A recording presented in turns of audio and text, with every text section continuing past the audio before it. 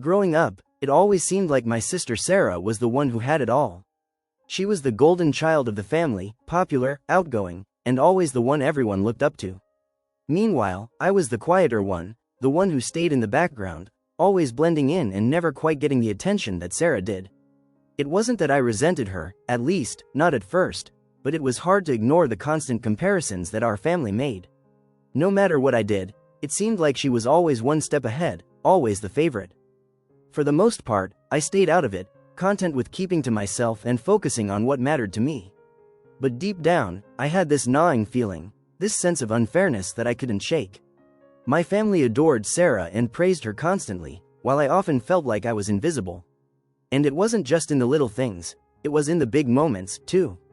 When I got a promotion at work, Sarah got a bigger one, and when I threw a small dinner for the family, Sarah threw a massive party. It always seemed like there was no room for me to shine without her overshadowing me. But then came the final straw, the event that would change everything. It started innocently enough. I had been saving for months for my wedding. I was determined to make it the perfect day, one that would be a reflection of everything I had worked for. It wasn't going to be extravagant, but I had a vision, and I wanted to make it a day to remember. Then, out of nowhere, Sarah came to me. She said she was in a bind and needed some money to get through the month. She promised it would only be for a short while, and knowing that we were family, I agreed to help her out. It wasn't a small amount, but I trusted her. I thought that, as family, she would never let me down. After all, we'd always had each other's backs, right? A month passed, then two. I never saw a cent of the money again. Sarah didn't even acknowledge that she owed me anything. She just went about her life as though it was no big deal. At first, I tried to brush it off, convincing myself it wasn't worth the fight. But as the days went on, the frustration built up. I had worked hard for that money, and now, it felt like she had just taken it without a second thought. I finally snapped when I realized that not only had she taken my money, but she was also using it to fund things that were, quite frankly, more important to her than anything that had to do with me. And that's when it hit me. I was tired of always being the second choice, the one who always gave in. I was done being invisible. It was time for payback, but not in the way she would expect. I was going to take what mattered most to her, her dream wedding, and turn it into my ultimate revenge. For as long as I can remember, Sarah and I have had this unspoken rivalry. Sure, on the surface, everything seemed fine. We were sisters, after all. But deep down, I always knew there was something more to the way my family treated us. It wasn't just about the little things like who got the nicer gifts or who was praised for doing something good. It was the big moments, the ones that shaped the rest of our lives. It all started when we were kids. Sarah was always the one who stood out. She had this magnetic personality that drew people to her. Whether it was at school, at family gatherings, or even just walking down the street, Sarah was the one people noticed. Meanwhile, I was the quiet one, the one who stayed in the background, watching as everyone fawned over her.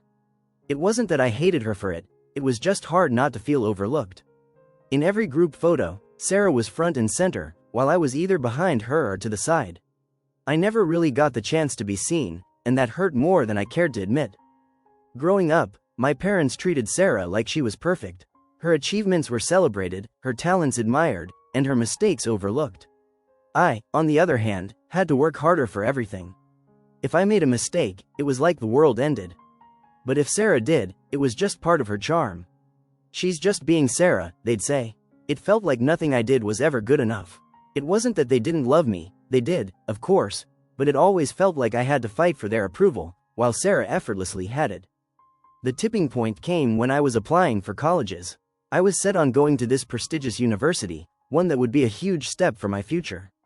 But when it came time to talk about tuition, my parents, without hesitation, told me that they couldn't afford it. "You know how expensive it is," they said. "Maybe you should look into something closer to home." I was devastated. I had worked so hard to get into that school, and I had dreams of making something of myself. But Sarah, who had always been the more practical one, got a full scholarship to the same school I had applied to. They didn't even bat an eye. They just handed her the money, no questions asked. I tried to hide my disappointment, but I felt it deep in my gut. "Don't worry," my mom said, trying to comfort me. "You'll figure it out. It's just a different path for you." I nodded, but inside, I felt like I was being pushed to the side once again. Every step of my life had felt like that, always second to Sarah. It wasn't her fault. but I couldn't help the way I felt. I couldn't help but wonder, would I ever be enough? Growing up, Sarah and I had this complex dynamic, a mixture of sisterly love and silent competition. It wasn't always obvious to the outside world, but I could feel it. Sarah had this natural charm, this ability to be the center of attention wherever she went. And it was never a bad thing. People loved her, and it wasn't just because she was my sister. She had that energy that could fill a room. Everyone gravitated towards her, and honestly, I didn't mind it at first. I admired her from afar, hoping that maybe, one day, I could get some of that attention too. But as we got older, the differences between us became harder to ignore. She excelled in everything. In school, she was the top student, effortlessly acing every test while I had to grind just to get average grades. At family gatherings, she was always the one with the funniest stories, the one who could make everyone laugh. While I stayed in the background, quietly listening, always the observer, never the one who got the applause. It wasn't that I didn't love her. Sarah was my sister, and I wanted nothing but the best for her. But there was this constant nagging feeling that I was living in her shadow. And it wasn't just in trivial matters. It was in the big stuff too. For example, when we both got our first jobs, I worked long hours in a retail store, making just enough to pay for my things. But Sarah, she got a job at a prestigious company with the help of our parents, and before I knew it, she was making twice as much as I was. She would always tell me about the perks and the recognition she received at work, while I struggled to keep my head above water with my job. When it came time for college, that was when the full weight of the situation hit me. I had applied to a top university, a school I'd dreamed of attending for years. I had been working hard, studying, and doing everything I could to make that dream a reality. But when the day came to discuss tuition, I was crushed by the harsh reality. My parents told me that they couldn't help me with the tuition fees for that school. "It's just too expensive," my mom said. "Maybe you should consider going to a more affordable school closer to home." I tried to keep my composure, but inside, it felt like my whole world was falling apart. This was my chance, my big break. And it felt like my parents just didn't believe in me. It hurt even more when I realized that Sarah, who wasn't even as passionate about the school as I was, had already been given a scholarship to attend. They didn't hesitate for a second. They made sure she had what she needed, no questions asked. I felt like I had worked my whole life for this moment, and it was slipping through my fingers. But for Sarah, it seemed like everything just fell into place effortlessly. I tried to hide my resentment, to tell myself it wasn't personal, but it was impossible to ignore. The message was clear. Sarah was the priority. Sarah was the one they believed in, and I was just the backup. It was this subtle, consistent treatment that finally started to eat away at me. I never expressed it to anyone, not to Sarah, not to my parents, but deep down, I felt invisible. As we grew older, I noticed how much our parents favored Sarah. They always praised her achievements, and they would casually mention how lucky they were to have a daughter like her. Meanwhile, my accomplishments, no matter how hard-earned, went largely unnoticed. Even when I worked hard at something, like a job or a project, it felt like it didn't matter as much because Sarah was doing something bigger or better. It became clear that no matter what I did, it would never be enough to earn the same admiration Sarah got. And that's when the feelings of unfairness began to grow. It wasn't that I hated her. I didn't, but I couldn't help but feel like she was getting everything handed to her while I had to struggle for every little thing. The constant comparisons between us only made it worse. "Why can't you be more like Sarah?" they'd ask, casually, as though it were a normal question. And every time, I would smile and nod, swallowing the bitter resentment building up inside me. But the final straw came when it was time for my wedding. I had saved for months, working overtime, scrimping, and planning every detail. I had a vision of what the day would look like, simple but beautiful. This was going to be my moment, the day I would be the one in the spotlight, finally free from the shadows of Sarah's perfection. Then, Sarah asked to borrow money from me. She told me it was for a short-term financial issue, and that she would pay me back as soon as possible. I didn't even hesitate. I trusted her. After all, we were sisters, and family is supposed to stick together, right? But that trust was betrayed. Weeks passed, then months. No repayment, no apology, not even an acknowledgement that she owed me anything. It was like she'd forgotten about it completely. Meanwhile, I was left with the weight of my own wedding expenses, all while struggling to make ends meet. The hurt began to turn into something much darker. And then it hit me. I was done. I had spent my entire life living in her shadow, always second to her. But this time, I was going to take control. I wasn't going to let her get away with this. I had worked so hard for my wedding, for everything I'd built, and now she was taking that away from me. She thought she could get away with using me, but I was going to make her regret it in the best way possible. The days after Sarah's betrayal felt like an emotional roller coaster. Every part of me screamed for revenge, for retribution that would make her truly understand the depth of the pain she had caused. But I knew it had to be done carefully. No rash decisions, no impulsive actions. I had spent years being in her shadow, and I wasn't about to let her get away with this, too. This time, I would be the one in control. The first thing I did was focus on what mattered most to her. Sarah had always been obsessed with status. She was the one who needed to have the best of everything. Her life was carefully curated to look perfect to others. It wasn't just about her wedding, it was about the way the world saw her. And I realized that was her weakness. She couldn't stand the thought of being seen as anything less than flawless. I began by keeping tabs on her. Every move she made, every conversation she had, I was there, quietly observing. I'd listen in on family dinners and get-togethers, eavesdrop on her phone calls, and pay attention to the things she shared on social media. She would post about her upcoming wedding constantly, almost as if she was flaunting it, showing off every detail. The designer dress, the luxury venue, the over-the-top decor, it was all carefully orchestrated to make sure everyone knew just how grand her wedding was going to be. But as I watched her post her updates, something started to click in my mind. I knew the place where she had reserved her venue for the wedding. It was a highly coveted location. Not just anyone could book it. The venue was known for being difficult to get into, and it came with a hefty price tag. I knew that Sarah had been working for months to secure it, and she had mentioned how much it meant to her. It was supposed to be the highlight of her wedding day, the one thing she had truly put her heart into. I wasn't going to let that go. If I could take that away from her, it would destroy her vision of the perfect wedding. And it wouldn't be just about the venue. It would shatter everything she had worked so hard to build up for herself. So I decided to take action. I didn't want to just ask for it. That would be too obvious. I needed a plan that would undermine her without her knowing who was behind it. I started by using my connections. I knew a few people who worked in the event industry, and they were familiar with the venue Sarah had chosen. They knew how difficult it was to get a spot, and how important it was for the clients to feel like they had exclusivity. I casually mentioned Sarah's name to one of my friends who worked in the industry, telling them how important this wedding was to her. I acted like I was simply interested in wedding venues, as if I was looking for a similar place for my own future plans. That conversation set the stage for what was to come.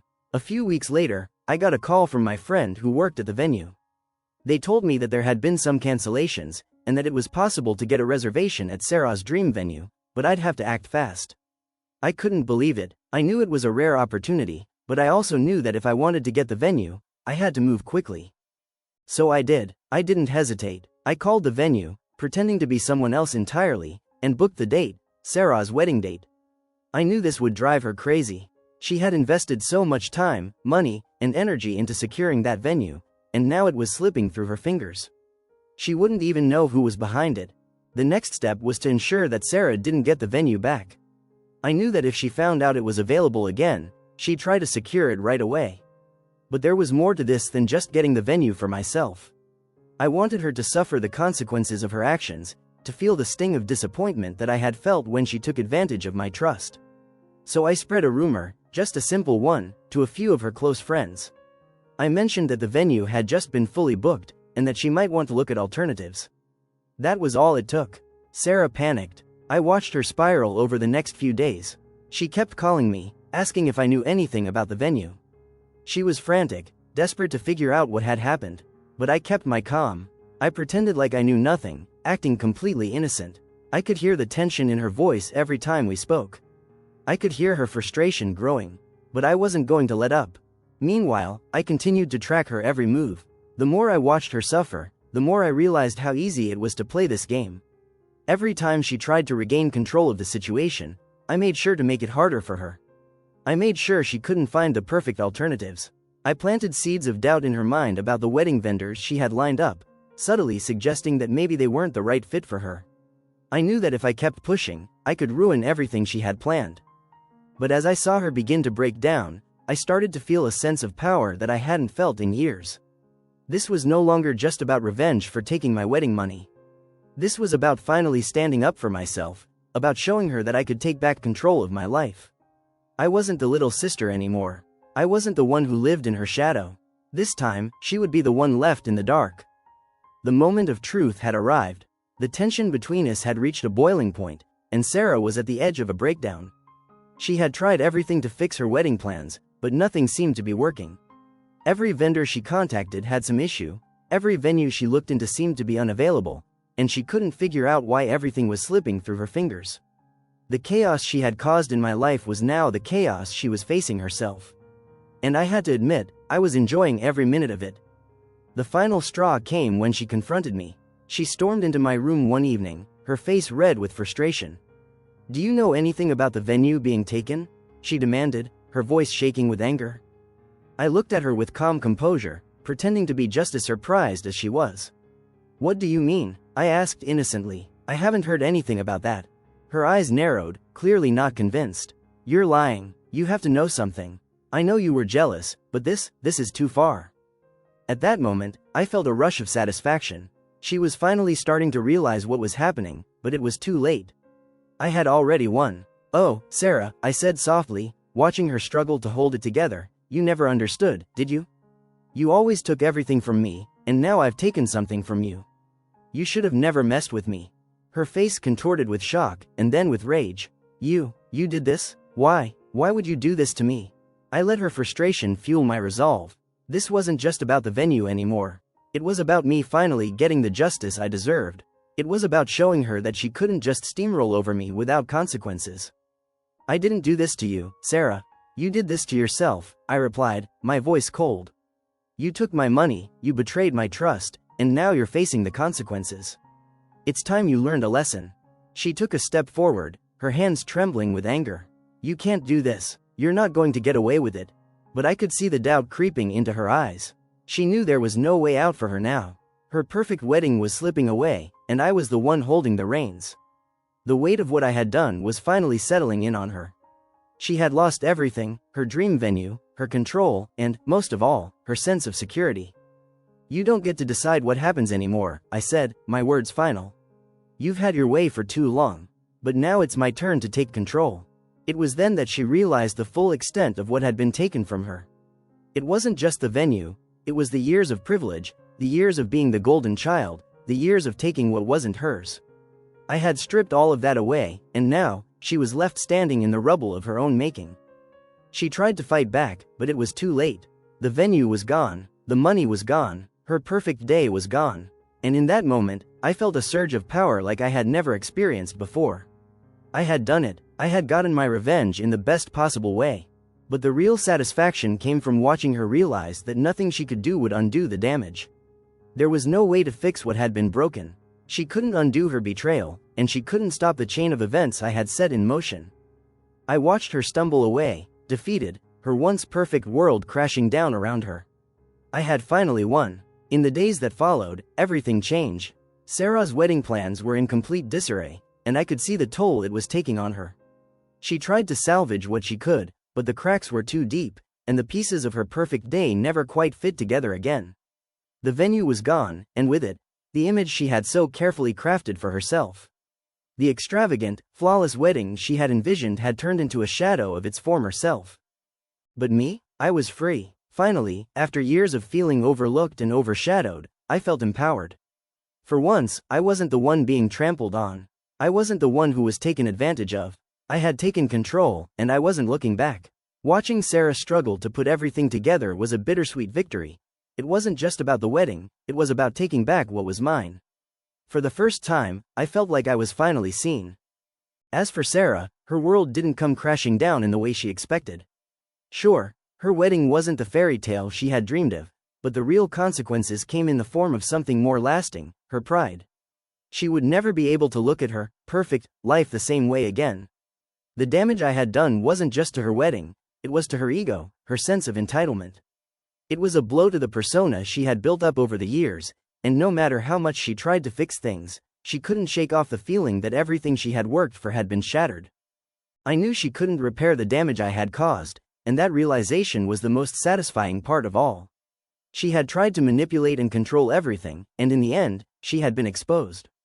I wasn't going to let her get away with treating me like I was second best any longer. And while Sarah had spent her life playing the part of the perfect daughter, the perfect sister, she had failed to see the quiet strength that had been building in me for all those years. Now, it was my turn to stand tall. The aftermath was less about the wedding and more about what happened after the dust settled. Sarah was never quite the same. She tried to fix her relationship with me, of course, apologizing, offering excuses, blaming everything on stress. But it was too late. The trust had been broken, and I wasn't about to let her walk all over me again. Our relationship would never be the same. I knew that, but I also knew that I didn't need her approval to feel good about myself. For the first time, I didn't need anyone to validate my worth. Meanwhile, I moved on with my life. I focused on my own happiness, my own goals, and I started planning my future, one that didn't involve living in anyone's shadow.